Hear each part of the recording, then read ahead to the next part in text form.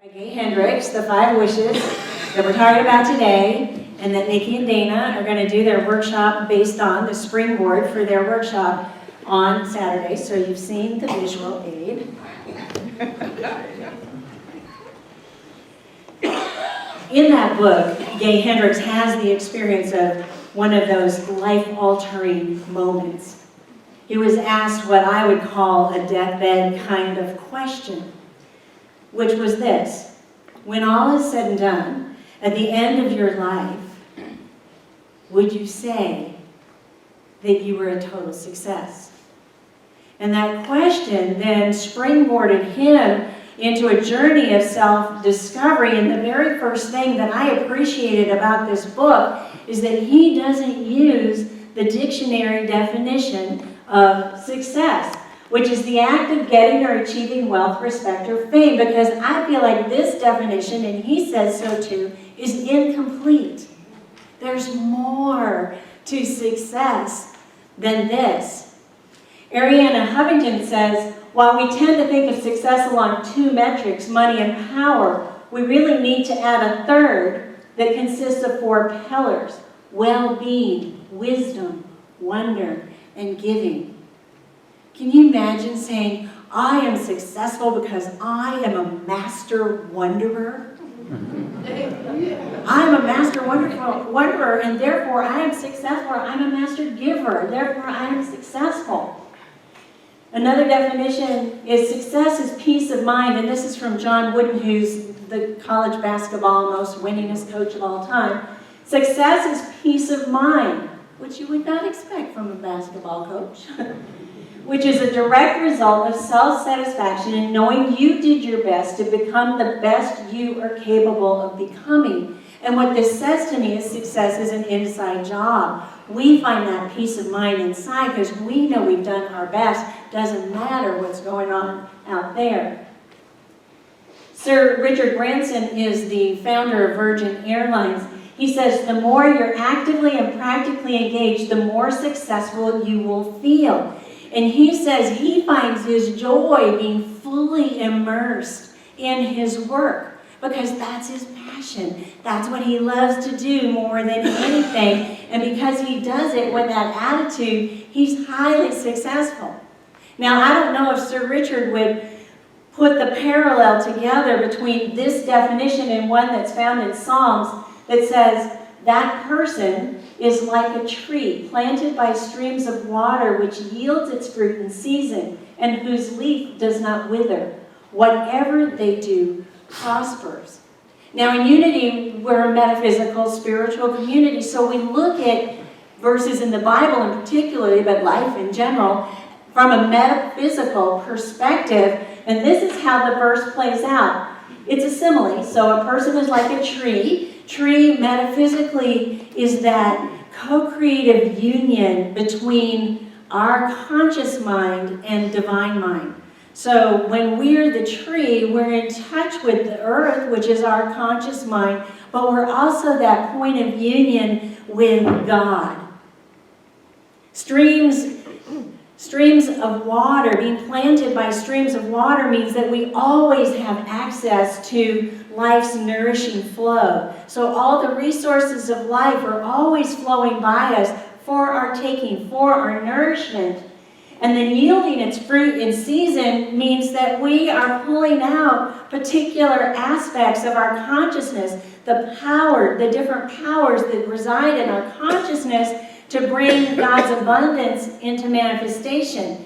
And lastly, the leaf does not wither. That means our vibrancy is always within. Our vibrancy, our aliveness, we go all in, all out, go past the point of no return. When we do that, when we play this way, then we are successful and we are living in our full aliveness.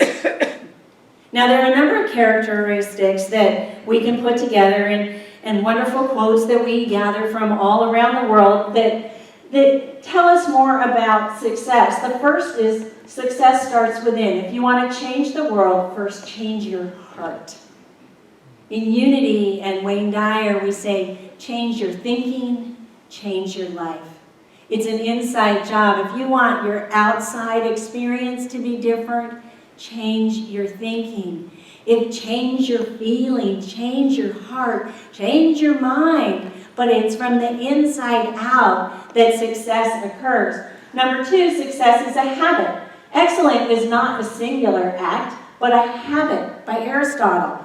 Really what this is saying is that everything we do, every little thing we do every day contributes to permanent change.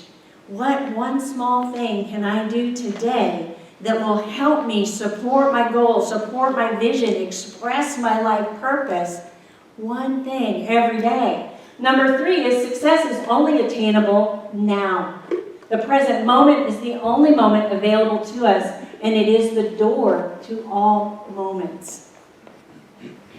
We can't live in the past. We can't live in the future. We can only live in the now. So the only time that success is actually available to us is when we're engaged in it, when we're appreciating it, when we're celebrating it. Yes, we can get hooked into the past, or we can be in the grip of our fear of the future, but the only thing and the only time is now.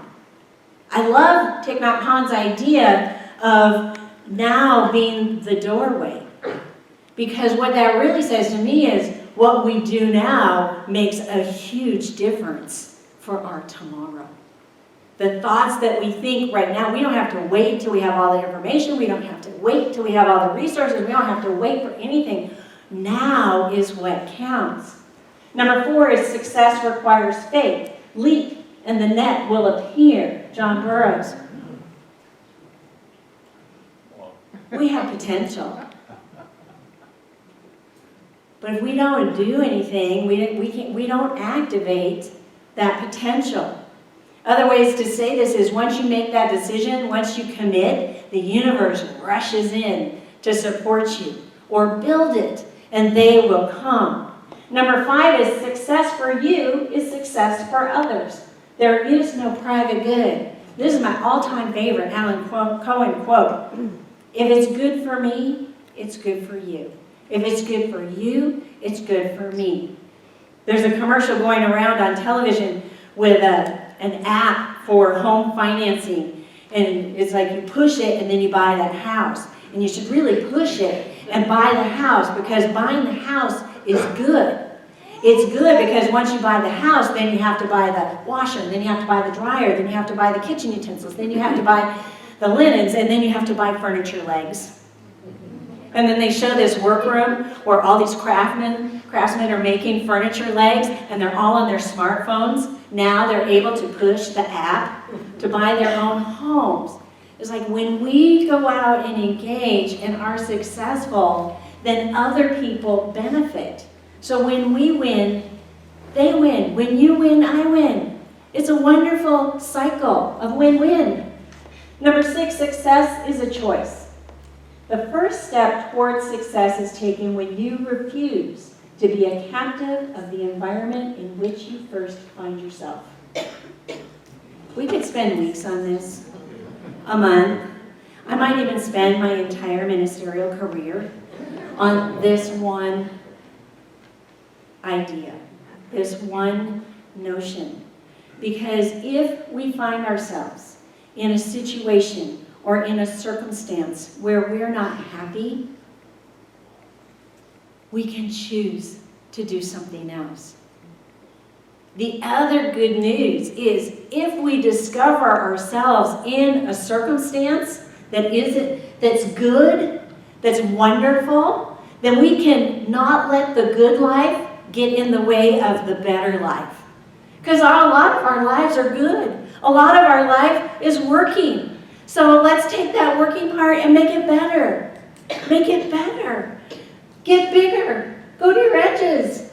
Live large. Get what I mean? Then there's number 7.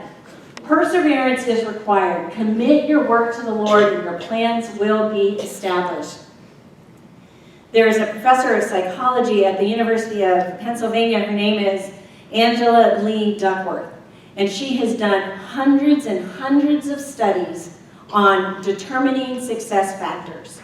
She had a successful career on Wall Street, and then she went from there to teach 7th grade math, and then she went from there to teach other high schools, and she kept noticing what makes this one student more successful or less successful than another. And she said it's clearly not IQ, it's not their social intelligence, it's not even their family income, it's not whether or not they feel safe in school. What is it?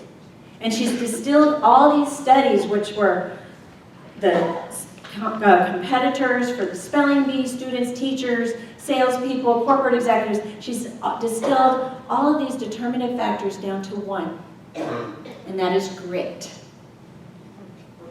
Grit. That combination of perseverance and passion. That combination of motivation and stamina.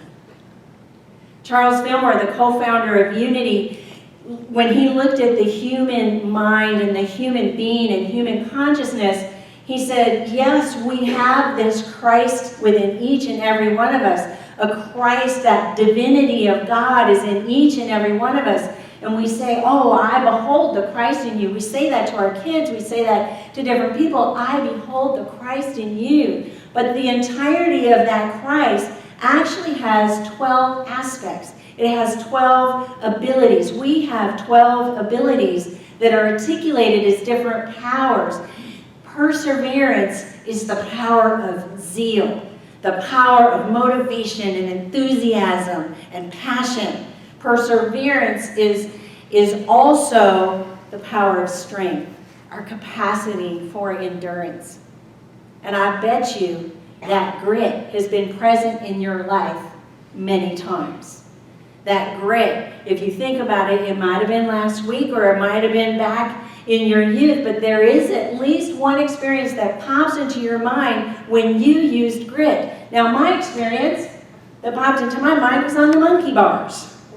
I was determined to be successful, to get from one end of the monkey bars to the other.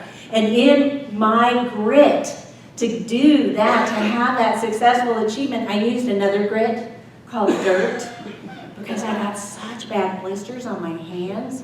It was like there was no obstacle that I could not overcome. And because I was an overachiever, I went all the way back, one end and then back the other. That was like, oh man, I bet you can think of one, like getting your first job or learning how to drive a car. But whatever your experience is, it's because you used your grit, your natural abilities to draw upon your zeal, your passion, and your capacity for endurance.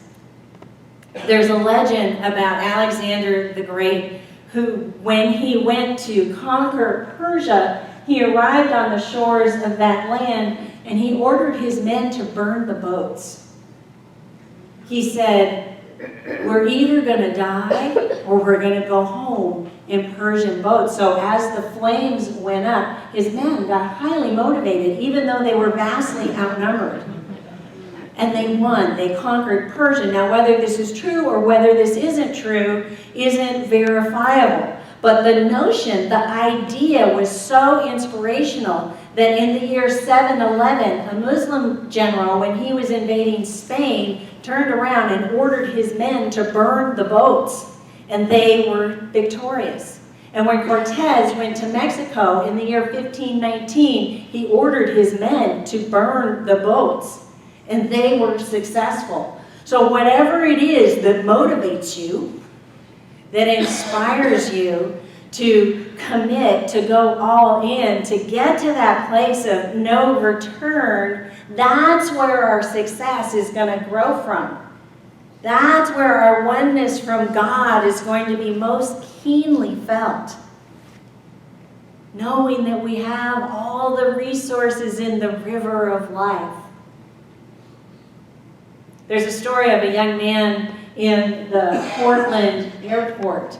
His name is Dave, and he went there to go pick up a friend. He had an agreement to go pick up a friend, and the agreement was to meet at baggage claim. So he went to baggage claim, and he was waiting, and all these people kept coming into baggage claim. And there was a family next to him, And really, right next to him, he could put out his arm and touch them. And the man who belonged to that family came through the doors and toward them. And as he got to the family, he put his bags down, and he first went to the younger son, who was about 6 years old, and he hugged the younger son. And as he was standing there hugging him, Dave could hear him say, "I love you so much. I missed you. I missed you." And after that hug finished, then he went to the older son, who was like 9 or 10 years old, and he looked at his older son, and he cupped his face, and he said, "My, what a handsome young man you're becoming. I can't believe you've changed so much." And then there was this baby that was wiggling in the mom's arms, and this little girl who wasn't even like 1.5 was kicking her legs, and she was all excited, and the dad went over and picked her up, and he laid her on his chest, and he rocked her back and forth, and he looked at her, and he kissed her all over his face, and he just put her head down, and she relaxed in his arms. He says, "You are my baby girl." And then he handed the baby to the older son, and he dipped his wife into one of those passionate kisses. He just dipped her down, and there they were in the middle of, the airport in front of God and everybody. He dipped her down, and he kissed her, and he kissed her, and he kissed her, and all of a sudden Dave realizes that he's intruding, that he's witnessing this incredibly intimate event that is right there next to him. And he's so embarrassed, but the next thing that pops out of Dave's mouth is like, "How long have you been gone?" And the man said, 2 whole days. 2 whole days. And then Dave, he kind of gets embarrassed, and then he says, "And how long have you been married?" And the guy says, "Well, we've been together for 14 years, but married for 12. And now Dave's trying to recover and be cool. He says, "Well, I hope I'm that happy after I've been married 12 years. And the man straightened up. He gave Dave his full attention, and it was one of those life-altering moments. And he said, "Don't hope, decide." Whoa. Don't hope, believe. Don't hope, take action, and you will. Not only will you have 12 years, you'll have 20, you'll have 60.